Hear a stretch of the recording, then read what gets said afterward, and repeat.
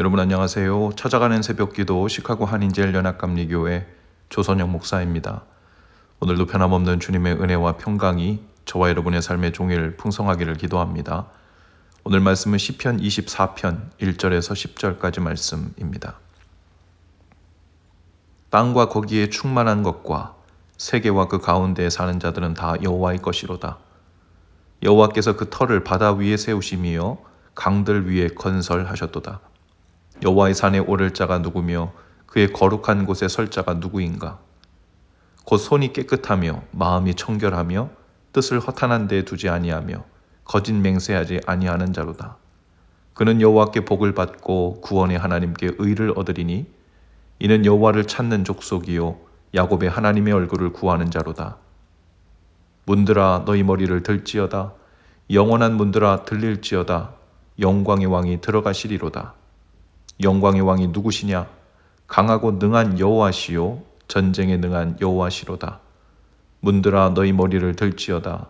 영원한 문들아 들릴지어다. 영광의 왕이 들어가시로다. 아멘. 오늘 말씀 시편 24편은 성소에 언약궤를 메고 가면서 불렀던 노래입니다. 이스라엘이 블레셋과의 전쟁 중에 언약궤를 빼앗겼던 적이 있었습니다. 블레셋 사람들은 그들이 빼앗은 하나님의 언약궤로 인해 재앙이 그들에게 임하자 언약궤를 기럇 여아림으로 보내지요. 그리고 언약궤가 기럇 여아림에 있는 그 20년 동안 하나님은 그 땅 백성들에게 복을 주셨습니다. 이제 다윗이 기럇 여아림에서 성전이 있는 시온산으로 언약궤를 옮겨오고자 했을 때 그 길에서 온 백성들을 모으고 수금과 비파와 재금과 나팔 등 각종 악기들을 연주했습니다. 그때 하나님의 임재를 상징하는 언약궤를 맞이할 때 부른 노래이죠. 신약시대에는 예수 그리스도께서 승천하신 날에 이 시를 낭송했다고 합니다. 즉 예수님께서 승천하신 일을 언약궤가 하늘도성, 즉 하늘 성전에 들어가는 것으로 비유한 것이죠. 1절과 2절에서는 하나님이 누구시고 어떤 분이신가에 대해 말합니다. 땅과 거기에 충만한 것들, 즉 생물과 무생물은 막론하고 창조 세계의 모든 것들이 여호와의 것이다 라고 선포하고 있죠. 창세기 1장 1절에 태초에 하나님이 천지를 창조하시니라 라고 시작하죠. 즉 성경이 시작하는 이 말로 시작하는 이유도 같은 이유입니다. 하나님께서 하늘과 땅을 만드셨다는 것은 즉 하늘과 땅 그리고 그 안에 있는 모든 피조물들이 하나님의 소유라는 것을 선포하고 있습니다. 그리고 3절에서는 그러한 하나님께 나아갈 수 있는 사람이 누구인가? 라는 질문을 하고 있습니다. 즉 성전이 세워졌던 시온산을 비유하여 여호와의 산에 오를 자 누구인가? 라고 질문합니다. 이것은 언약궤를 메고 들어갈 때 제사장이 먼저 선창하는 부분인데요. 누가 여호와의 산, 즉 하나님이 임재하시는 성소에 들어갈 수 있는가, 하나님 앞에 나올 수 있는가 라는 뜻이죠. 4절부터 6절까지는 그 질문에 대한 대답의 부분입니다. 먼저 4절에 보면 곧 손이 깨끗하며 마음이 청결하며 뜻을 허탄한 데 두지 아니하며 거짓 맹세하지 아니하는 자로다 라고 했습니다. 손이 깨끗하고 마음이 청결하고 정직하게 행하고 공의를 실천하는 사람이 하나님의 성전에 들어갈 자격, 하나님 앞에 나올 자격이 있다고 말합니다. 그리고 그들은 어떤 사람들이라고 할 수 있는가? 이것이 6절에 나오는데요. 즉 이는 여호와를 찾는 족속이요 야곱의 하나님을 얼굴을 구하는 자로다 라고 했습니다. 이 두 구절은 누가 하나님 앞에 나올 수 있는지 그 자격에 관해서 서로 보완하며 설명을 해주고 있습니다. 거꾸로 6절의 말씀을 빌어서 먼저 표현하자면 하나님께 나올 자격이 있는 자는 즉 여호와를 찾는 자이고 하나님의 얼굴을 구하는 자라는 거예요. 그러면 어떤 사람이 하나님을 찾는 자, 하나님을 구하는 자인가? 그 내용이 거꾸로 말하면 4절의 내용입니다. 손이 깨끗하고 마음이 청결하고 정직하게 행하고 공의를 실천하는 사람이 그 삶으로 하나님을 찾고 하나님을 구하는 자라는 뜻이지요. 우리는 자칫 이 말씀을 오해할 수 있습니다. 하나님께 나아가는 길은 오직 예수 그리스도의 십자가 공로로 인해 활짝 열려 있으니 오늘 우리가 읽은 시편 24편에 있는 말씀은 더 이상 이 시대에는 워킹하지 않는, 작동하지 않는 하나님의 말씀으로 받아들여지면 어떤가 이렇게 생각될 수도 있죠. 마치 이 말씀은 하나님께 나올 수 있는 자격을 율법적 조건을 제시하고 있는 것 아닌가 이렇게 오해할 수 있습니다. 하지만 그런 의미가 아닙니다. 신약 성경에서도 마찬가지죠. 하나님의 자녀가 될 자격이 있는 사람, 또 구원을 얻을 수 있는 자격은 믿음이라고 분명히 말했습니다. 그러나 그 믿음은 입술로만 고백하는 가벼운 믿음을 의미하는 것이 아닙니다. 진실한 구원을 얻을 만한 믿음이어야 하는데요. 그 진실한 믿음의 증거로 야고보서에서는 행동하는 믿음, 순종하는 믿음, 행위와 함께 가는 믿음, 즉 행위가 없으면 죽은 믿음이라는 표현을 써가면서 진정한 믿음이 구원을 얻는 믿음이라고 말합니다. 믿음과 행위는 따로 나눌 수 있는 것이 아니고 상호 보완적이 되어야 한다는 의미죠.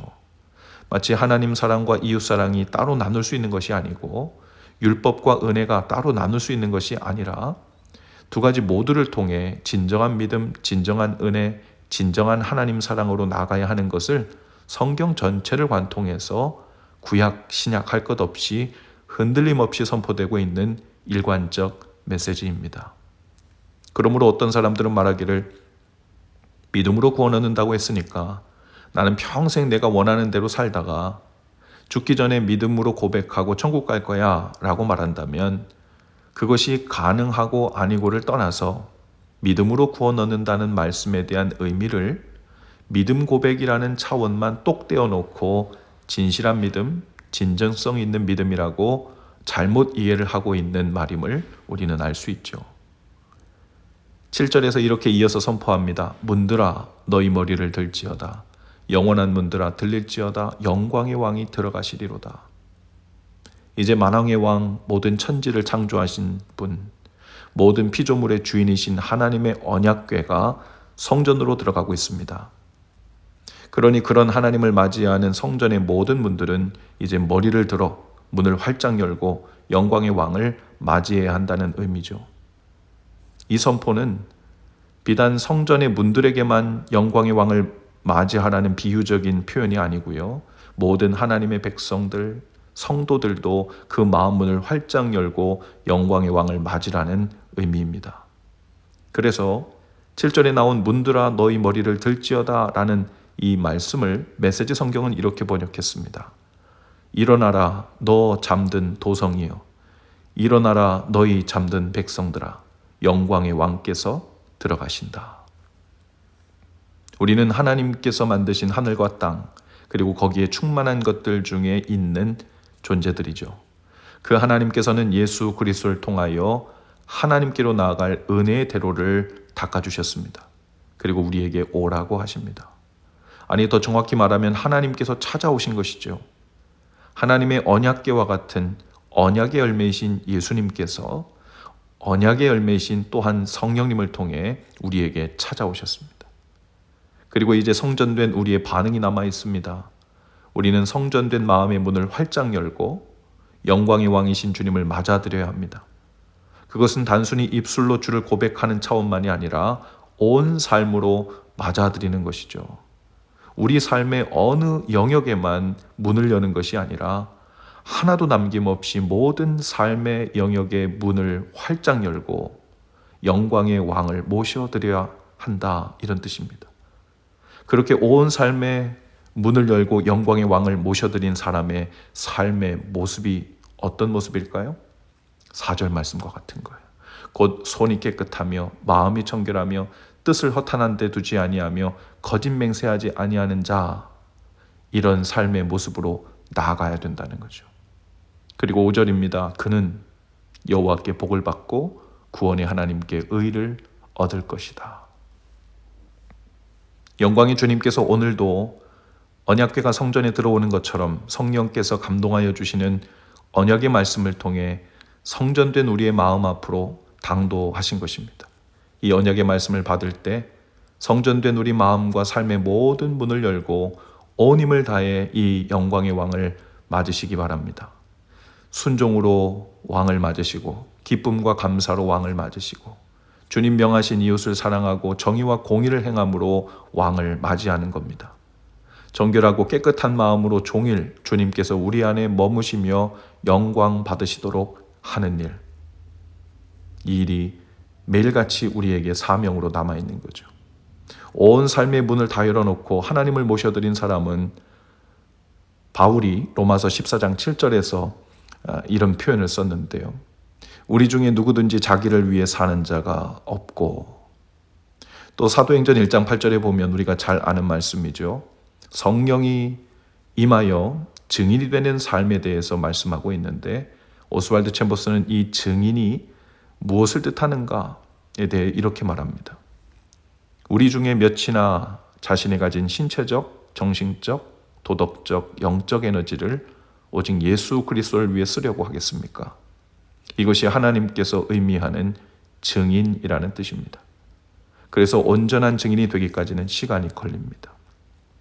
사랑하는 여러분, 증인되는 삶이란 단지 예수 그리스도가 부활하셨다, 살아계신다, 난 그것을 인정하고 동의하고 믿는다 라는 사실을 전달하는 사람만이 아닙니다.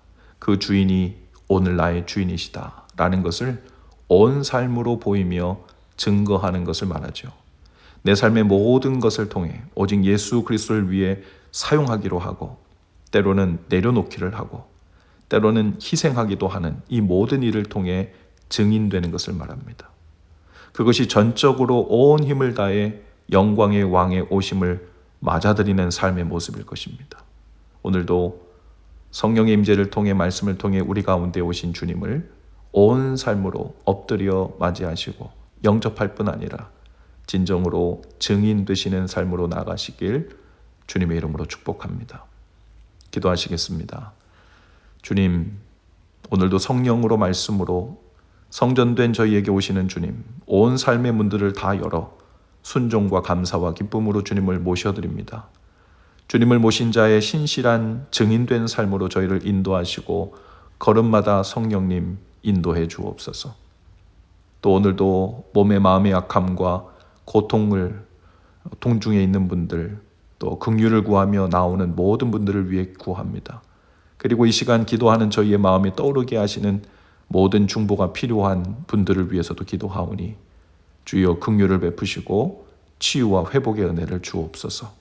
예수님 이름으로 기도합니다. 아멘.